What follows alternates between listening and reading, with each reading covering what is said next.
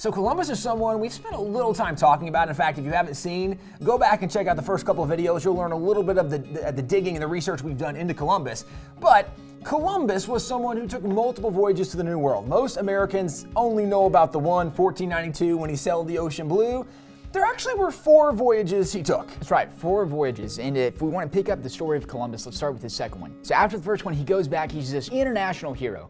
I mean, news traveled probably faster than it ever had across the European Headline, continent. Fox and CNN, everybody's talking about him. He's a big deal. Every program, I mean, back to back. Hashtag not fake news. So this is the real deal. And so after that, the Spanish crown, Ferdinand and Isabella, they're like, well, we need to get more people over there. So they actually equipped Columbus with an entire fleet this time. It's not just the 3 boats. Now he has a fleet of 17, and he brings over 2,000 people with him.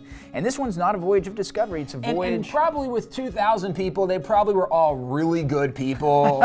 Probably like Christians loved God, served people. Yeah. Probably he didn't have any problems with them. Nope, that's entirely wrong.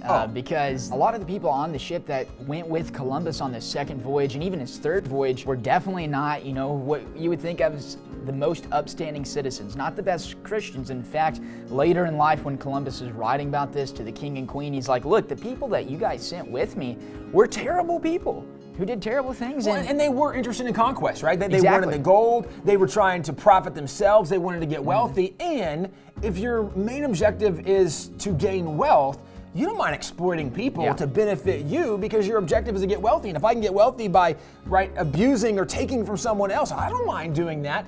And that's the people he has with him, although constantly they frustrated him along the way, which he did write about. These people that were coming with him were not people that Columbus chose, right? It wasn't his friends from back home or people that he knew at all. They were strangers that just signed up to go on the voyage. And throughout the rest of his life, really, these people caused Columbus so much trouble. They frustrated his intentions because Columbus, really in the depths of his heart, he wanted this to be a voyage of colonization where he goes and really kind of brings Christ to these people who had never heard about Christ. In fact, Columbus, his first name Christopher, means the Christ bearer. And that's how Columbus viewed himself, as somebody who was bearing the word and name of Christ across the ocean to these people who had never heard it before. It's also worth pointing out that when he arrives on the second voyage, so the first voyage, he becomes friends with the Taino Indians, right? What we know them as the Taino Indians, and they're great friends. And the Tainos told him, hey, there's another tribe here. Yeah. Not great people. In fact, they eat people. And Columbus is like, no, people don't eat people. And they're like, no, really? Well, the first voyage, he actually left some of his men there. He arrives his second voyage, and the men are gone. Gone. There's, the fort that they built is completely burned down. In fact, some of the bodies of the men that he left there were there. Their eyes were gouged out. And he goes to his friend, the chief there that he met on the first voyage, and he's like, hey, what happened here?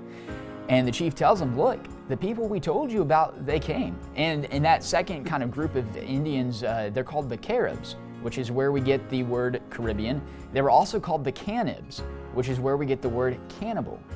So they did eat people.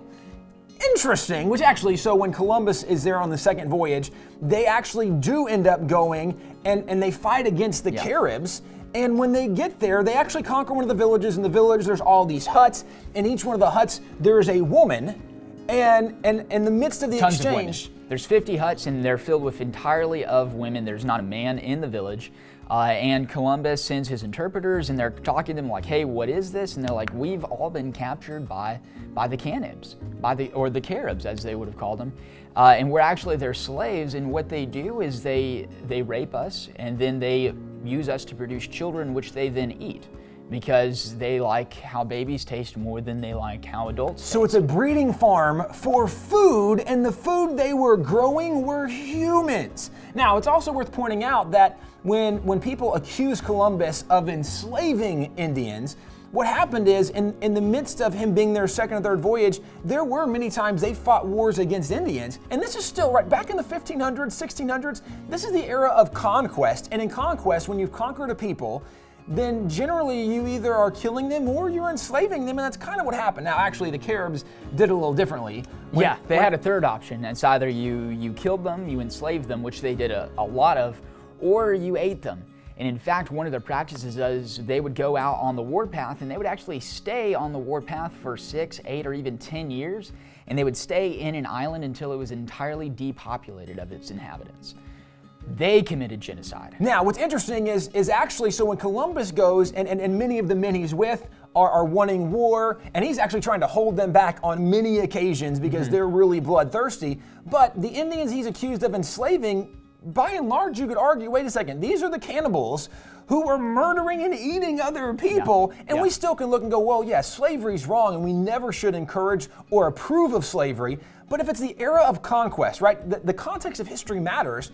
Well, this is the era of conquest, and so some of the people that were enslaved were actually some of these conquered Indians, who many of them were actually cannibals. And there were even other times when the men that were under him wanted to enslave people, and Columbus is like, no, you can't just enslave anybody you want to enslave. So there are moments when you see him actually being even anti-slavery. Definitely. What's interesting is Columbus as governor is still an explorer. And so even as this third journey, when he actually gets appointed to be the governor of this land, he's gone a lot. While he's gone, the men are doing crazy things. They're being terrible. Completely wild. They break up into bands, and they basically, because Columbus, by this point, some of his brothers had joined them over in the Indies, and Columbus leaves one of his brothers in charge. He's not the strongest leader. He's a great guy, but he's not the strongest leader. And so all the subordinates kind of break off into these roving gangs of men and kind of just start going through the countryside, taking what they want. And his brother doesn't have any recourse. He doesn't have any troops. He doesn't have the power to stop them. While Columbus is out exploring, he actually gets sick for about 5 months, and Columbus is just kind of off the map, so to say. And then he comes back and finds his colony just in absolute disarray, filled with rebels. Now the Indians that were his friends aren't his friends anymore, because these guys who had no supervision, that Columbus had no power over, had gone up and kind of just rebelled against everything that Columbus stood for. And actually, when Columbus tries to bring order back to this chaos, the men actually accuse him of basically every crime they committed, right? Of, well, he murdered and he raped and he enslaved and everything they were doing while he was gone on voyages. So he actually gets sent back to the king and queen in chains, actually, and this is where due process finally happens, where he gets to give an account for what actually he was and wasn't doing, and the king and queen hear it and go, oh, so you didn't do any of that? Oh, well then we pardon you, because yeah, if you didn't do it, you're not guilty of it. You know what's interesting today, people are accusing him of being guilty of things that he was actually pardoned for back then, because when you go through due process, when the facts come out, facts matter, and it came to be that actually Columbus is not the terrible guy that everybody thought. Now, certainly he's not a perfect guy, but he was not the villain that even back then people accused him of being, but he's someone that as you start to learn his story and discover history, you realize, you know, there's a lot to the details of this story, and it really does matter, but his story's not even done. We're gonna spend a little more time and tell the rest of the story.